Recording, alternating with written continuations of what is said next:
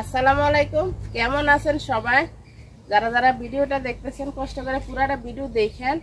আজকে আমার একটা পালিত মোরগ জবাই করব। তো এই মোরগটা আসলে আমি পালছি প্রায় 3-4 মাস। তো ওই যে বাইন্দা রাখছি, ওর অনেক শক্তি, আমার চাইতেও বেশি শক্তি।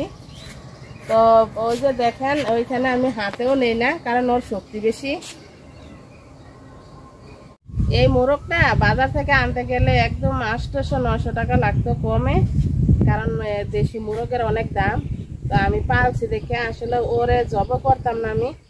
ওই যে পুরা এলাকায় ঘুরে বয়স্ক বয়স্ক মুরগি আছে, তো তাদের সাথে সারাদিন থাকে, বাড়িতে একদমই থাকে না, এজন্য জবাই করতেছি। তো ইনশাল্লাহ আরেকটা আছে, বড় হয়ে যাইব। মুরগিটা বাইসা খুব সুন্দর করে ঘর থেকে পুইরা নিয়ে আসি।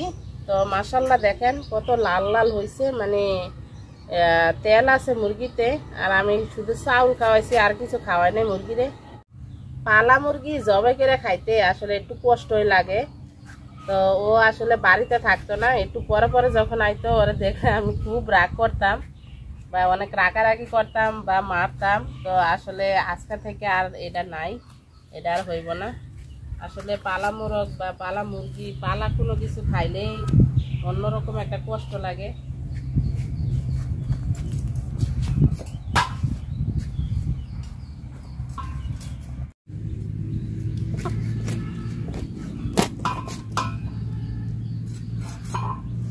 মাংসটা দেখেন, এই যে তেল আছে মাংসতে।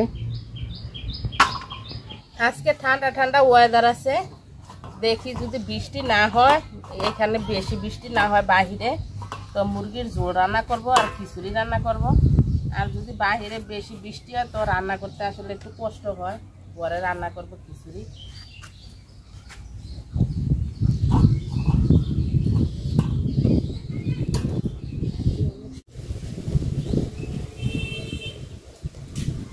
মাংসটা ঘর থেকে খুব সুন্দরভাবে ধুয়ে নিয়েছি। তো আলহামদুলিল্লাহ দেখেন 1 কেজি পরিমাণ হইব মাংস হয়েছে। জিরা নিয়ে নিছি, আর আদা রসুন, আর হচ্ছে এই যে লাল লাল মরিচ নিয়ে নিছি, কাঁচা মরিচ, সেটা বাইটটা তারপর তরকারিতে দিব।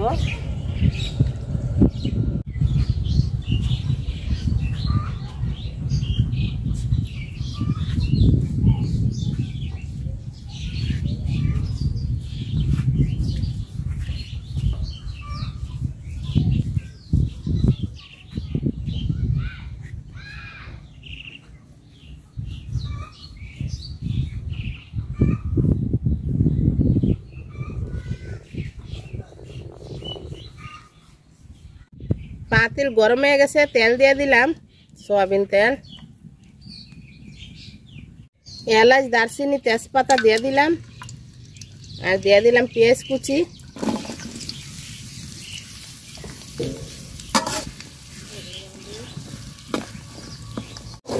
পেঁয়াজটা লাল লাল করে আমি ভাজা নিছি। তো বাটা মশলাটা দিয়ে দিলাম, আদা, জিরা, রসুন, তারপরে লাল মরিচ বাটা সব একসাথে ভাজা নেব সুন্দর করে মশলাটা।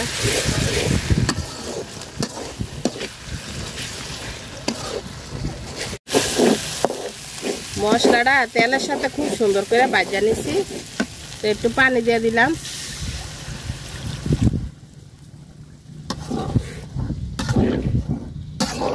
লবণ,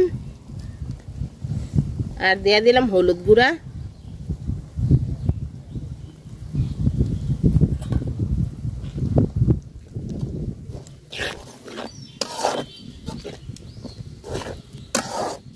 মশলাটা খুব সুন্দর করে কষায় নিছি, মাংসটা দিয়ে দিলাম।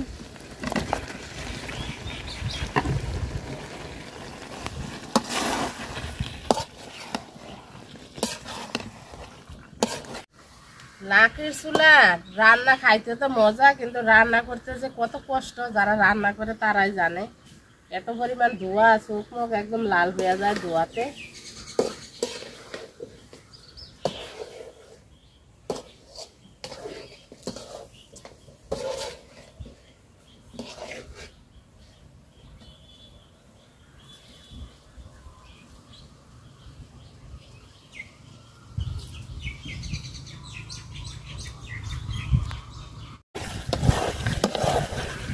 মাংসটা খুব সুন্দর করে আমি কষায় নিচ্ছি, একদম কালো বোনা হয়ে গেছে গা। লাঠি চুলার আসলে এটাই মজা, খুব সুন্দর করে কষানো যায় তরকারি।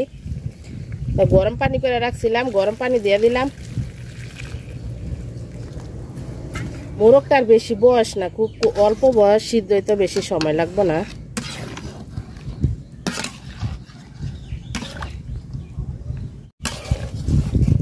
তরকারি হয়ে গেছে, মাংস তরকারি। তো একটু জিরা গরম মশলা গুঁড়া দিয়ে দিলাম। আর আমি একটু ঝোল ঝোল রাখছি, কারণ আমি খিচুড়ি রান্না করব, খিচুড়ি দিয়ে খাবো। আকাশের অবস্থা এখন পর্যন্ত ভালো আছে, বৃষ্টি হয় নাই। আর বৃষ্টি হইলে আমার রান্না করতে অনেক কষ্ট হইতো।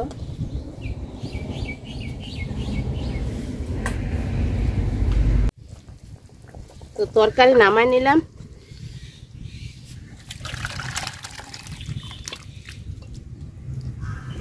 মাংসের পাতিলটা আর ধুই নাই, এই পাতিলে আমি খিচুড়ি রান্না করব। তেল দিয়ে দিলাম, গরম মশলা দিয়ে দিলাম, আর দিয়ে দিলাম পেঁয়াজ কুচি।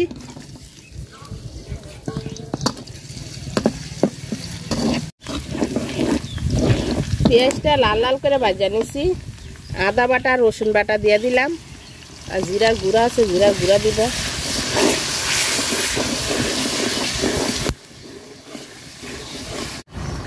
লবণ,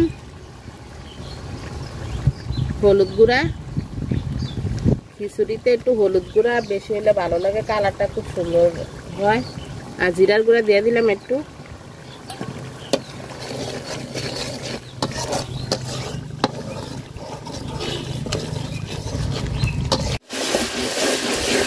মশলাটা খুব সুন্দর করে আমি কষায় নিছি। তো পোলার চাল আর ডাউল আমি একসাথে ধুয়ে রাখছিলাম।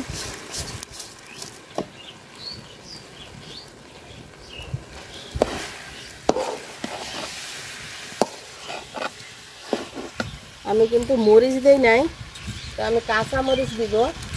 কাঁচা মরিচ দিয়ে দিলাম আস্তে আস্তে, কারণ আমরা একটু জাল কম খাই, তরকারি তো জাল আছে, এজন্য আস্ত মরিচ দিলাম।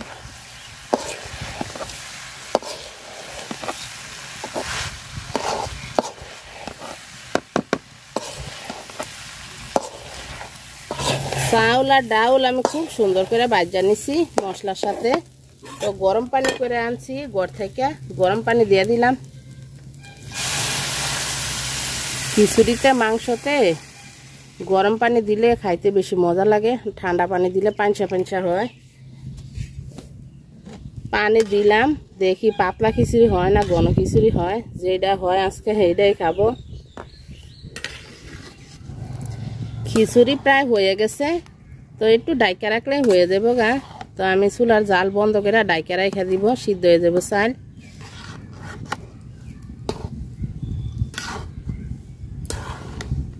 খিচুড়ি হয়ে গেছে, তো আমিও প্লেট নিয়ে হাজির। সকাল থেকে কষ্ট করতেছি। বিসমিল্লাহ, চলেন আজকে খাইয়া আপনাদের দেখাই।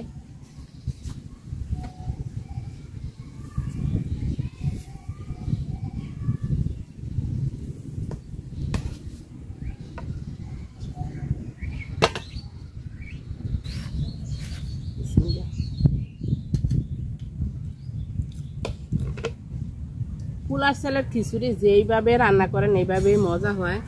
যারা পোলার চাল পছন্দ করেন, আবার অনেকে তো পছন্দ করেন না।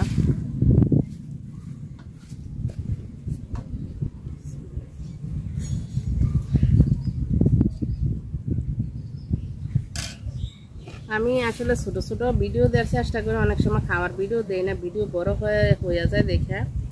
তো আমি খাই, যাদের যাদের খিচুড়ি আর মাংস পছন্দ তারা রান্না করে খাইয়েন। এখন তো বৃষ্টির দিন। তো আল্লাহ হাফেজ, সবাই খুব ভালো থাকেন।